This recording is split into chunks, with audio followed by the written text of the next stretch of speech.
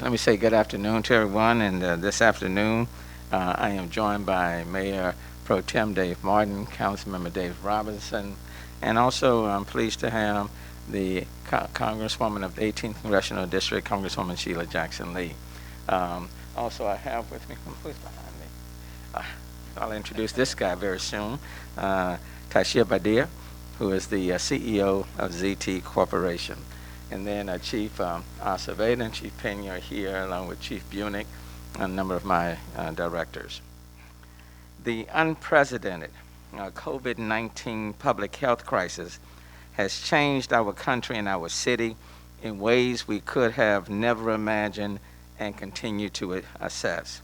Over the past 2 months, we have aggressively worked to save lives and blunt the progression of this community spread of the coronavirus. And we are seeing positive results, but we are not yet out of the storm. Let me start off by saying this virus is not currently under control. And let me repeat that. This virus is not currently under control. Today, the Houston Health Department has announced 107 positive cases for a total of 2,923. Fortunately, today we are not announcing any new deaths. So the death toll in the city of Houston remains at 34. The stay home, work safe order has made a difference. It has saved lives, along with social distancing and face coverings. And just as we are starting to see some progress in flattening the curve, many are urging that we immediately reopen the economy. I want people to understand that many in the medical community are saying that Houston has yet to reach the point, the peak, and once we are there, we must be very measured on how we proceed to avoid a resurgence of the virus. And I know I echo the sentiments of Dr. Persse. I too want to reopen our economy. But if we are going to have that conversation now, we must take a measured approach and follow the guidance of medical experts. And any decision to reopen businesses and send people back to work must also include a plan for testing. The precursor to opening the economy and how we reopen the economy is testing. Widespread, robust, and ubiquitous testing. As we began the conversation, today I am proud to announce that former Shell Oil President Marvin Odum has agreed to serve as the City of Houston's COVID-19 Relief and Recovery Czar. And let me just say from the beginning, Marvin, let me thank you on behalf of this city for agreeing to step up again. Marvin is no stranger to working on disaster recovery, as he served previously as Houston's Chief Recovery Officer after Hurricane Harvey. From all sectors, he received rave reviews for the team he assembled, the task forces he created, and the collaboration that he forged. And throughout his service to the people of Houston, Marvin was instrumental in working with local, state, and federal partners to secure funding and reform policies. He broke new ground in disaster recovery, and he helped move Houston forward to become a more resilient city. Quite frankly, I have seen no person better received by all members of City Council in their work than Marvin. In his new role, Marvin will work with business leaders, Chamber of Commerce, employee groups, nonprofit organizations, and members of my executive team to develop a plan to safely and responsibly move Houston forward. Marvin will have broad discretion to identify solutions and create strategies to safely and responsibly restart Houston's economy and make sure we address the challenges facing our vulnerable and at-risk populations and communities. All the above does not stop at Houston's geographical boundaries. Judge Hidalgo and I have had numerous conversations on how to move both Houston and the county forward. Marvin will work directly with the county's designated representative, in this case, State Representative Armando Walla, who I know very well, to forge a cohesive strategy and plan for Houston-Harris County. Reopening must be done in phases, and there are 4 critical issues I want Marvin to focus on as he moves forward. Number 1, how to restart the economy in Houston. Before we send people back to work and reopen businesses, we must also have robust, ubiquitous testing. Business leaders should have a plan for testing and ensuring the safety of their employees. And in a few minutes, we will hear how one such company is leading in that area. Houston's 2 testing sites have the capability to test 1,000 people per day. Houston needs to test 3,000 to 5,000 people per day to get a better sense of where this virus is and the extent of the community spread. Once we know where it is, we can isolate it and better protect the general public. 2, strategies and adjustments if we see increase in positive cases. We also must consider what happens if we reopen the economy, people go back to work and their regular routines, and we start to see an increase in the number of positive COVID-19 cases. Part of Marvin's charge will be creating a plan in case Houston has a resurgence of COVID-19, and contact tracing is a major part of that strategy. 3, protecting at-risk vulnerable populations. Marvin will work with a task force I have already appointed. It is led by the directors of Complete Communities, Education, Faith-Based Initiatives, and Resiliency, and they will identify issues and find collaborative solutions for vulnerable communities and populations within our society. As we restart and move forward, we must ensure that those populations are not left behind. And 4, how do we prepare for the next pandemic viral attack? Houston is a resilient city with a resilient community, but I have also charged Marvin with developing a plan to prepare the city for the next pandemic or viral attack. And he will be working with Marissa Aho, the city's chief resilient officer, and will develop an addendum to the Resiliency Houston plan that specifically addresses COVID-19 and the shocks and stresses associated with this crisis. Harvey created a unique set of challenges. So does COVID-19. And I can think of no better person to lead our recovery effort than someone who is already familiar with huge challenges of Houston's past. And now I'm pleased to introduce the Chief Resilient and Relief Czar for the City of Houston, Marvin Odum.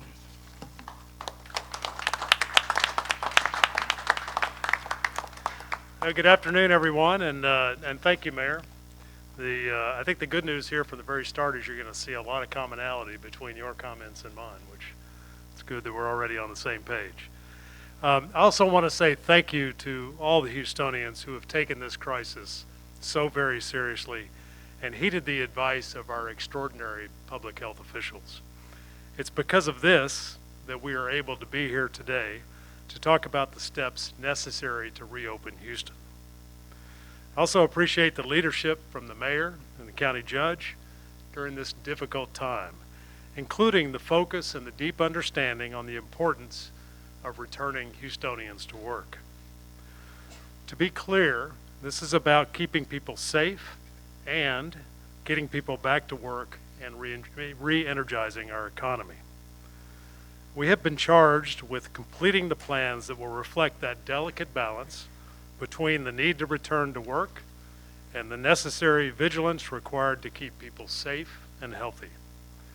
As we put these plans together, there are some guiding principles that will steer us, and I wanted to share 3 of those with you today. The first is that we will act as quickly as possible because we understand the desire and the need to do so. Our speed will ultimately depend on a number of factors, like testing and contact tracing, to confirm our return is meeting our criteria of keeping people safe. Second, our approach will be inclusive. We will bring together a broad group of stakeholders to ensure that this plan reflects all Houstonians. We will need social services, nonprofits, civic and faith leaders, education, and importantly, the business community, all to rally around this plan. This plan will prioritize the most vulnerable populations and their particular challenges. Taking into account, for example, individuals that might not be able to buy a mask or see a doctor, just as one set of examples. Fortunately, as the mayor mentioned, he's already kicked off a task force, so we're already up and running in this respect. Access to the business community will be through channels such as the Greater Houston Partnership, the Houston Hispanic Chamber, the Greater Houston Black Chamber, and the Asian Chamber. It will also include the views of small businesses that aren't necessarily plugged into those organizations, but make up a large portion of our economy and the employment in our city. The third guiding principle I wanted to mention today is that we are here to collaborate with everyone that I just mentioned, and first and foremost with the county. We will work closely with the state, and we will work with the federal government where appropriate. The key point here is we don't want to duplicate work or waste any time. Rather, we'll be tailoring well thought through frameworks. Think of a framework like it was put forward by the governor here recently. But we'll take those frameworks and we will account for the uniqueness of Houston and Harris County, including our position on the infection curve, and adding the necessary details for local implementation. I want to take a moment now and just mention a few characteristics of what I would consider a successful reopening plan. And the first is one that the mayor mentioned, and that is testing and contact tracing. Now, no surprise here, and no surprise that that's a key topic, and also we're fortunate in Houston that we're blessed with an extraordinary medical community that's already front and center and working on these issues. We all know that this is the very basis of successfully reopening our economy. In addition to the capacity questions that we have to address, we also will need to think through how testing can be strategically applied to support our return to work plan. I think of this as testing at the right place, at the right time, and at the right frequency. Now, this will be critical to developing the confidence that we all want and we all need. The confidence that our reopening steps are working the way that we intended. Now, contact tracing, while not nearly as far along as testing, will need to be an area of focus as well to ensure that we do not inadvertently create new hotspots of infection. I will emphasize again that it is this testing and tracking, along with the safety and distancing protocols that are in place and lagging indicators such as the number of hospitalizations, that will be required to build the confidence that our reopening plans are working and that we're not just hoping for the best. Another and second key aspect of a reopening plan is the ability to identify problems early and make adjustments, and you heard the mayor refer to this. Now, this is clearly related to the testing and the tracking that we've talked about, but my point is that this requires forethought and transparency regarding how we will respond to negative indicators if they surface. So we'll include that in our planning scenarios. A third aspect is that the federal government has allocated money to Houston to help us fight this battle, and that's critically important to us. But we also know that every part of the country is somewhat unique in its challenges, and we'll be working with the federal government with a lot of local support to ensure that we have the flexibility in that money to spend it in the most effective way for Houston. I think we have a good history of success here with our representatives, but this will require some time and attention. Now, the final aspect that I'll mention today is that we need to answer how we can better prepare, as the mayor said, for another event similar to what we're going through right now. Now, this is not the immediate work at hand, but recognizing now that we want to get there in the end is important. Key opportunities that will naturally reveal themselves as we go through this recovery process, and we want to do the work of capturing those opportunities and the recommendations as we move through, and that will be something that we present at the tail end of this process. I'll close with a final thought. You can expect that this plan will be gradual and phased, and I'm sure we all understand why things cannot immediately return to what we like to call normal. We will need the continued cooperation of all Houstonians to ensure this plan is successful. And I commit that we will provide more details as soon as possible. So thank you very much and stay safe. Mayor?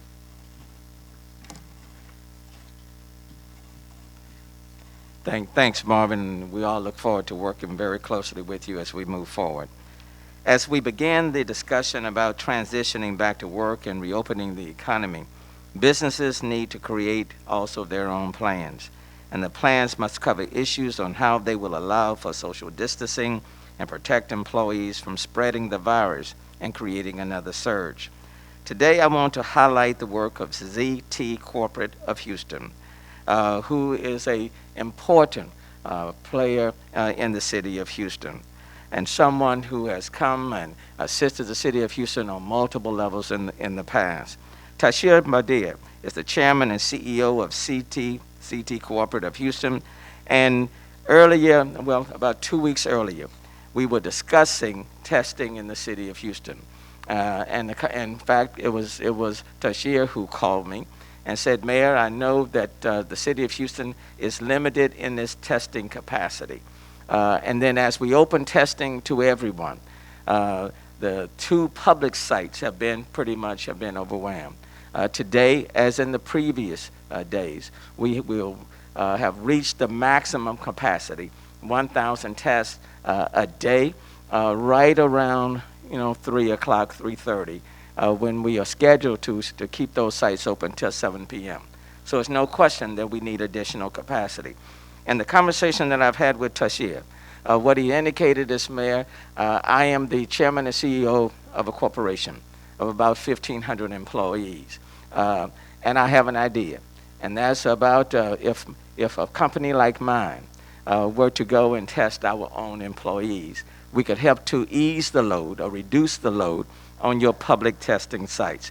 And so Taseer Badar is here today to talk about his plans to protect his employees and in protecting his own employees, helping to protect people in the city of Houston as a whole. So let me bring him up to discuss his plan as it relates to ZT Corporate of Houston. Taseer.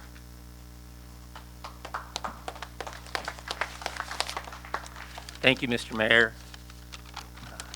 Congressman Lee, welcome aboard. Really looking forward to working with you. I hope that one day I can give you a hug soon. It's coming, I promise, I promise. Mr. Mayor, thank you for your leadership for our city. Mayor Turner, you've always partnered with me and the community in general to keep Houston safe and Houston strong. My name is Taseer Badar. Like the mayor said, I'm the CEO of ZT Corporate. We've been in business 23 years. Houston is my home. It's my heart. We're a CEO of a mid-sized private equity company headquartered here. I'm committed to find ways to help with this collective fight to wrestling with this virus and the city we need to get the city going again. I am grateful to all the healthcare professionals and frontline workers, 1,150 whom work with me at ZT and our various medical facilities and our auto dealerships. In gratitude to them, ZT is committed to responsibly and safely transitioning back all of them to work with the public health topic front and center. Our city and public health sector have done a yeoman's work responding to this crisis with testing and by taking care of Houstonians.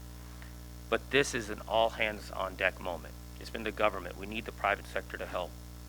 In the spirit of JFK's historic words, it's not asking what the country can do for you, it's what you can do for your country. The private sector has a responsibility to harness our entrepreneurial innovative spirit and find ways to step up and to save lives and livelihoods. To add capacity to our cities and counties' ability to test and make our employees feel safe, ZT Corporate will be offering a voluntary paid COVID-19 testing to all 1,150 of our employees in the greater Houston area and 500 employees in our other locations in Georgia, Florida, New York, my other hometown of New York City, and Arizona. We are stepping up for our employees in our city and compel our contemporaries other mid to large size companies that are much larger than ZT to do the same for their employees. Together, we can play a pivotal role in moving our city and country through crisis toward recovery, responsibly, and also it's sustainable. Before we can require everyone to return to work in the U.S., I think everyone has the right to be tested. You know, the fear of the slap is harder than the slap. If we know the data that we have, like the mayor said, we can move responsibly. We are offering this to all of our employees at no charge. We are covering their costs completely. We're trying to get this all done by April 30th, all 1,500 employees. I'm challenging other Houston CEOs and leaders in this great city to save our families, for the city, and for our future. We are Houston proud and Houston strong. Our unique resilience comes from the spirit of working together. Let's do all what we can to get our city back to work and back to health. Thank you.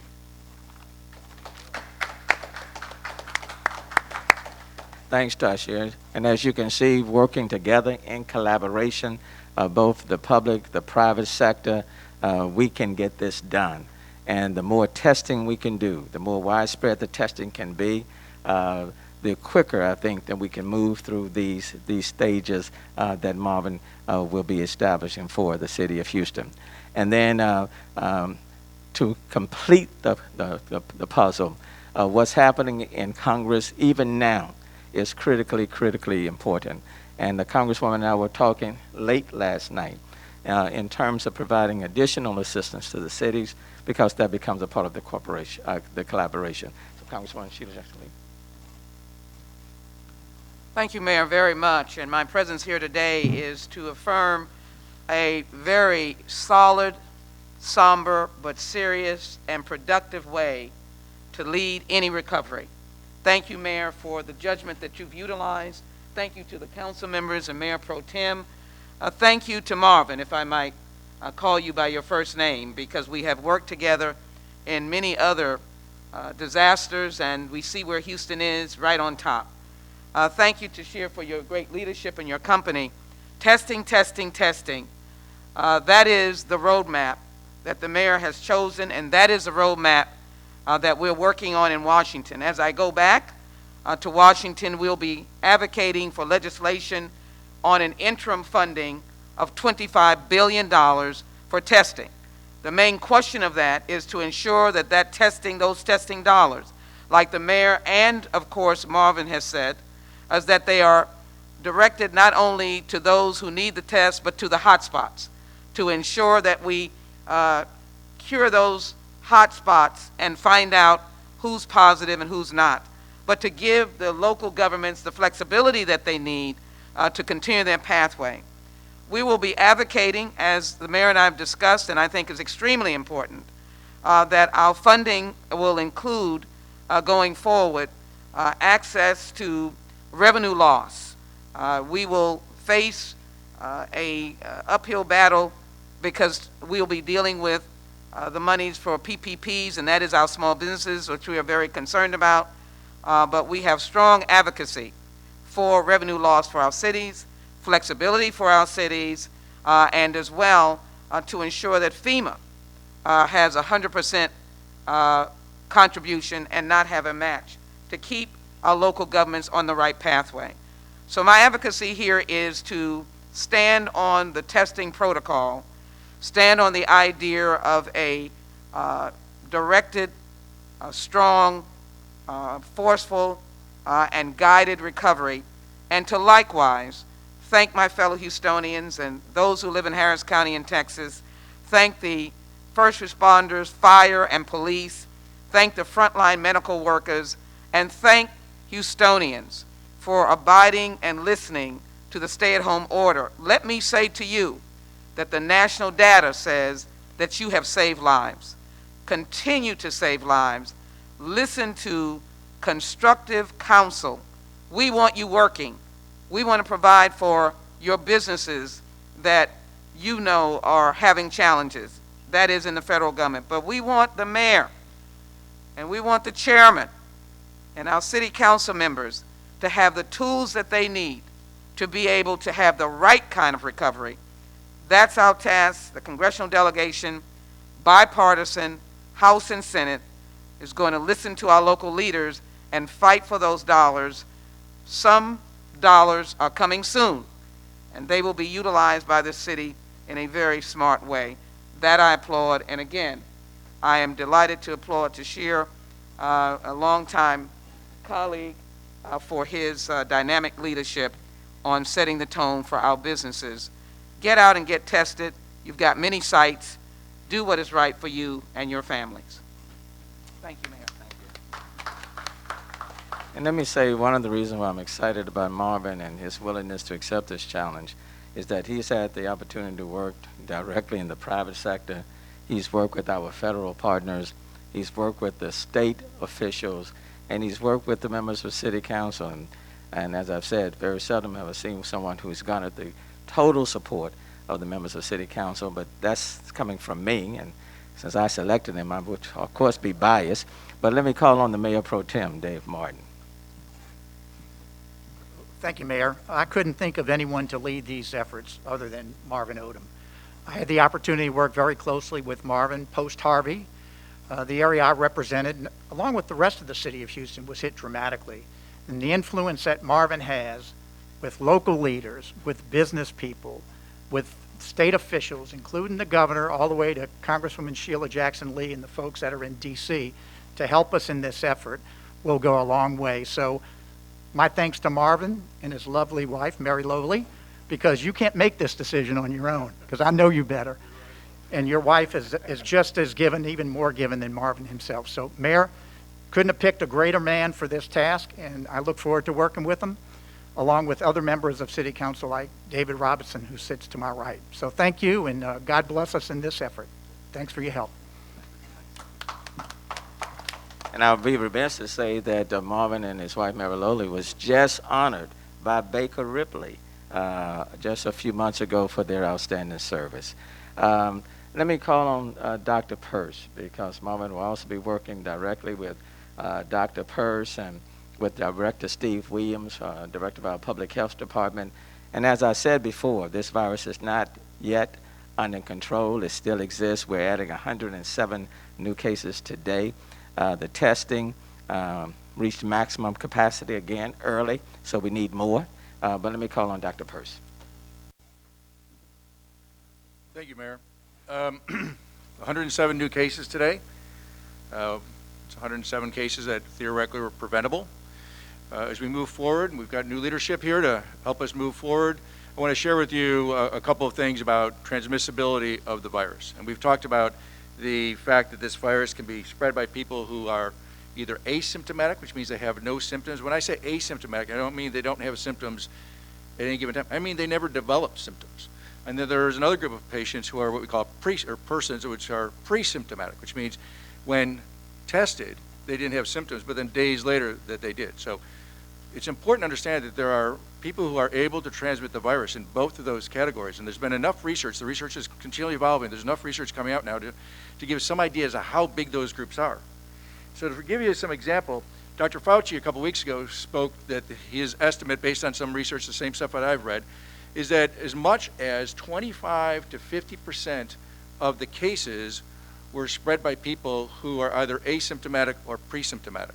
There's now a new report out of China, one report, but is the highest value ever, or highest value yet that I've read. And it suggests in that community in China, 79% of the cases were spread by people who had little or no symptoms. If you look at the Diamond Princess, and when they disembarked all the passengers from the Diamond Princess, and there were hundreds of people who tested positive, a full 50% had no symptoms. And so this weekend, a gentleman came up and he recognized me from television, and he expressed his disagreement with some public health containment strategies that we've been using. And we had a very respectful conversation about it, and I was able to talk to him. And it occurred to me as we were talking, and he was lamenting about the economy and the need to get it restarted, and the problems that the public health containment strategies had placed on his particular situation. It occurred to me in talking to him that he was mixing something, which I want to talk about today, and that is, just briefly, is that in order for us to get society going again, and we talked about this last week, it is all the more important that individuals do those social distancing things. Otherwise, we're going to see what is happening in some other communities around the globe, where as they start to reopen society, there's this big uptick in cases. Now, we all know that this isn't going to go smooth. No one has ever done this before. We can expect there to be some spikes along the way. What we don't want is for it to take off and crush the healthcare system. You've got a huge job ahead of you.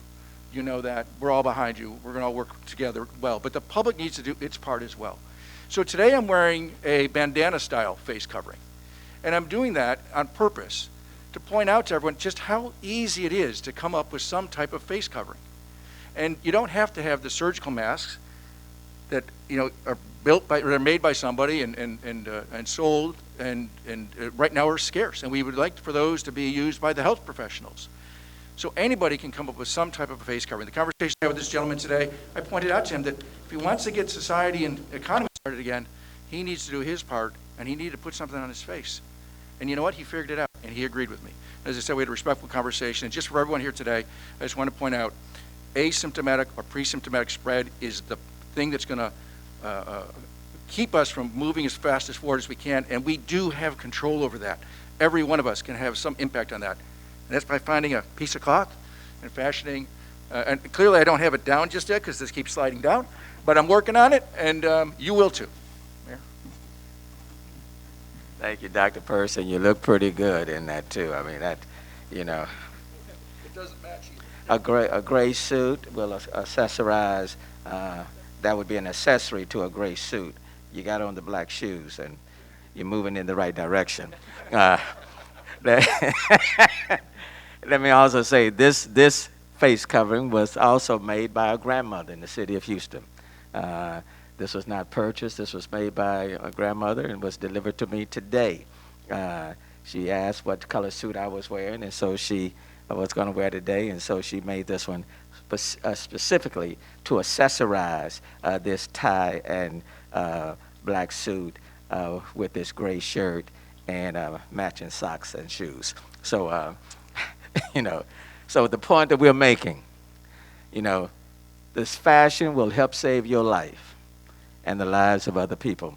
I hope not to see people going into stores without face coverings, in gatherings outside without face covering.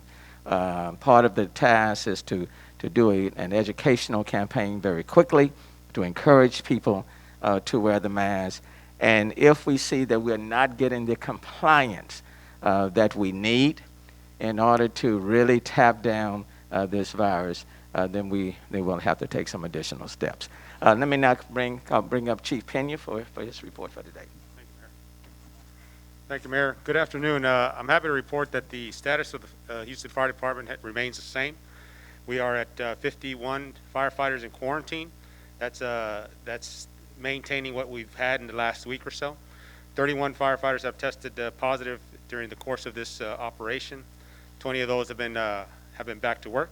So we're happy to report that we are maintaining our ability to keep our firefighters safe and protected. I too want to reiterate the importance of wearing the face coverings. This is the game changer in this was the fact that people can be asymptomatic and still be transmitting or shedding some of the virus. This mask is not to protect you, but it's to protect others from anything that you may be carrying. So it's critically important that we do our part, because in the end, the goal is to get our economy and our way of life back to as normal status as we can, as quickly as we can. Thank you. Thank you. So again, Taseer, thank you so very much, and ZT for your partnership and your collaboration and encouraging other companies to do the same, and that's to cover their employees, and that way we can do exponentially more testing.